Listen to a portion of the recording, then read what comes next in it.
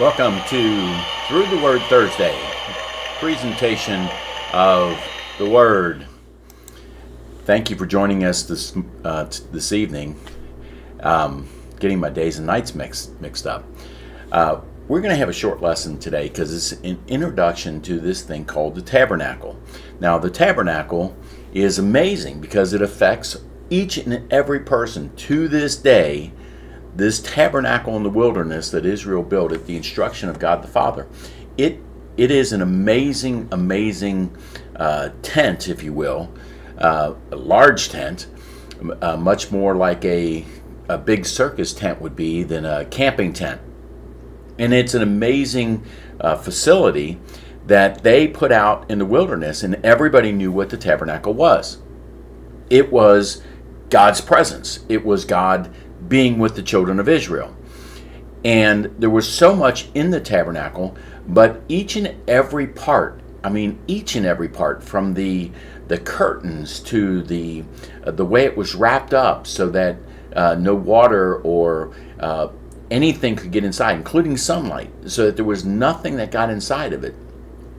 And what it contained and how it was constructed is an amazing thing. It's amazing that people could even do it without the technology that we have today. So we want to take a look at this, and we want to tear it apart a piece at a time, because there is so much here and it all relates back to us. And I'll give you a little bit of that here in this particular lesson.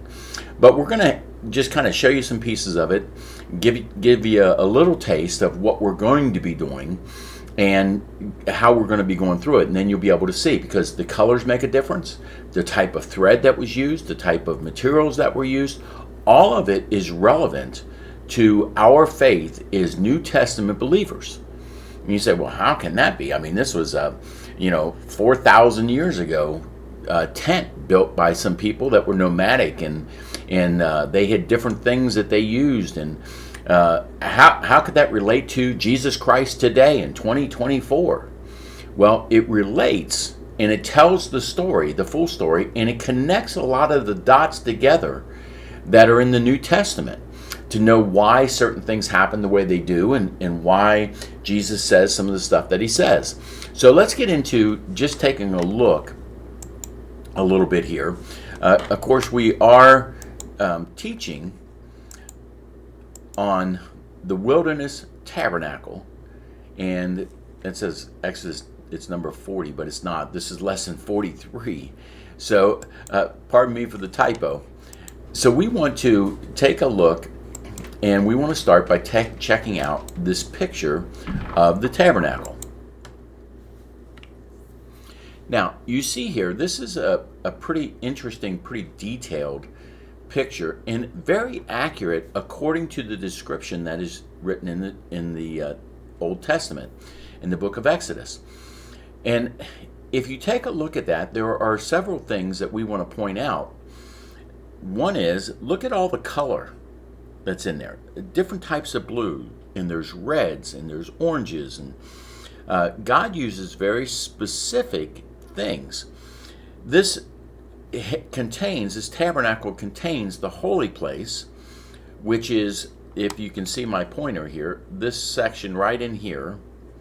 This is the holy place. It's where the lampstand that we're talking about, and the showbread, and the wash bowl, and which is over here. All of that stuff was contained in this holy place. Now, back in the most holy place, which was a 15 by 15 foot cubicle, basically, there was the Ark of the Covenant with its staves, or its carrying poles. That was all back here in this back section. That Ark of the Covenant was in a place that, for all intents and purposes, was dust-free, light-free, bug-free.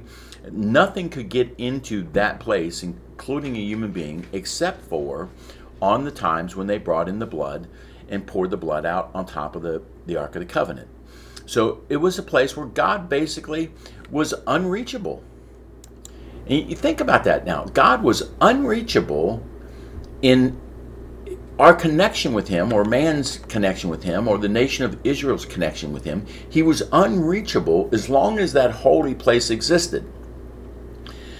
because the Ark of the Covenant, which represented the presence of God, it was everything that God was. We covered that several episodes ago.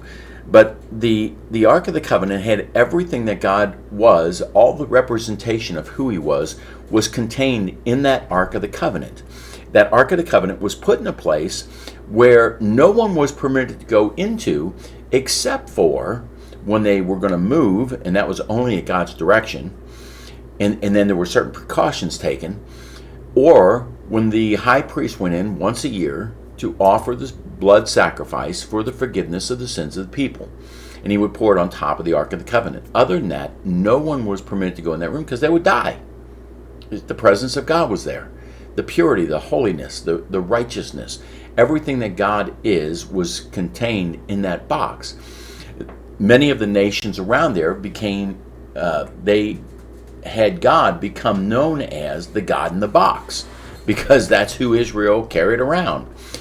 What they knew was when that ark came in to a battlefield or came into a nation, they better just go ahead and run, because they were going to die otherwise. God fought the battles for Israel.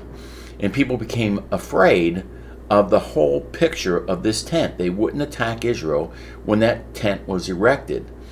And it's an amazing story, and it also speaks to us today. So I want to get into just a little bit of the scriptures, but I want to show you one more picture here. This picture, I think, is a really good picture for us to take a look at.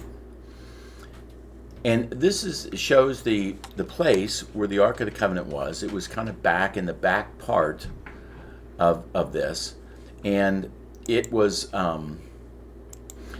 kind of on the back part of this whole scheme where they would lay out the tabernacle. The tabernacle had a animal skin wall around it, and it took quite a bit to get this. If you take a look here, what I'm pointing at here, the sacrifices were made there out in the courtyard, and the animals would be brought in. They were sacrificed. You can see in this section right in here where they're sacrificed. And then they had to wash the big wash bowl that was here for them to wash off their utensils and their hands and their clothes and all that kind of thing. And this area here was accessible when the common man brought in his sacrifice.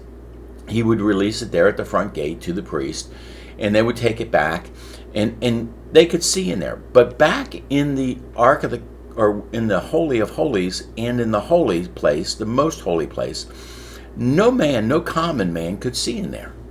God was totally inaccessible, and that's just the way it was, except for to Moses, and then to Aaron, and then the priesthood.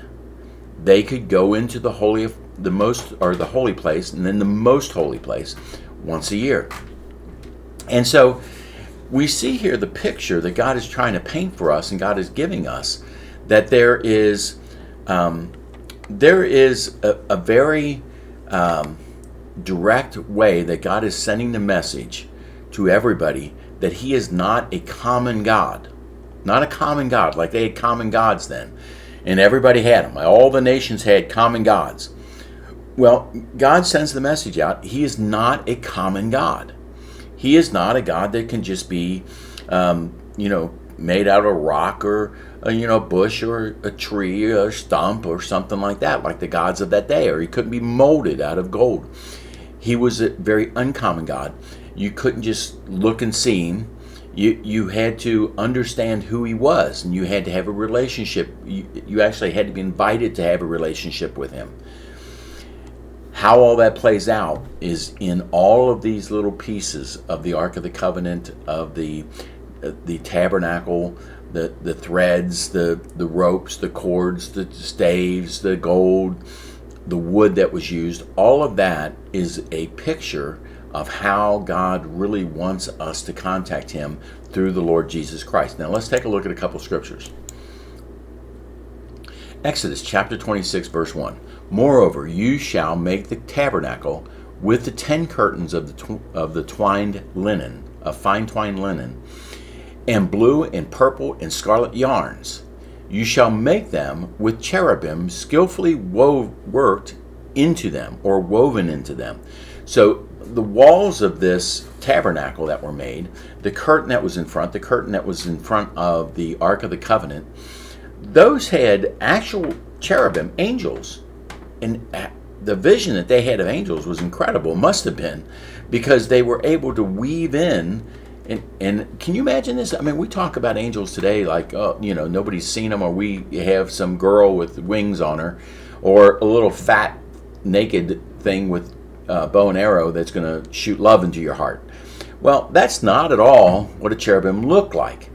And the Bible gives us some definition and some picture. There's some description there. But the children of Israel that built this whole wall of curtain that went in front of the Holy of Holies and then around the perimeter of the tent, they actually had a vision of what a real cherubim looked like.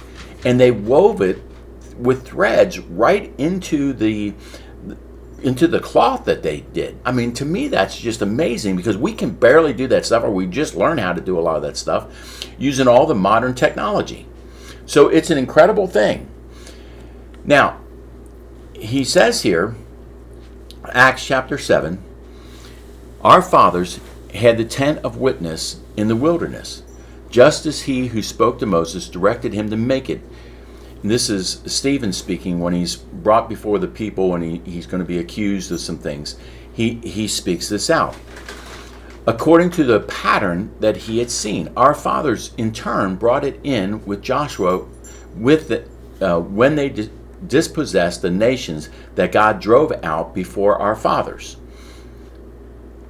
He goes on to say, so it was until the days of David, who found favor in the sight of God and asked and found a dwelling place for the God of Jacob. So the tabernacle remained with Israel the whole time, all the way up to David. That in itself is an amazing thing. Now we're going to get into next week, we're going to start getting into the nuts and the bolts of every single part of this particular thing. And we're going to start tearing it apart, and we're going to show you how Jesus is woven into all of the fabric, all of the wood, every single part that we think of. Jesus is woven into all of it. And since he's woven into all of it, we get to see a real picture of the grace of our Lord Jesus Christ. We get to see a real picture of the grace of God to keep us and watch over us. I hope you got a little taste for where we're going and have an opportunity, maybe go back and read some of these scriptures in Exodus.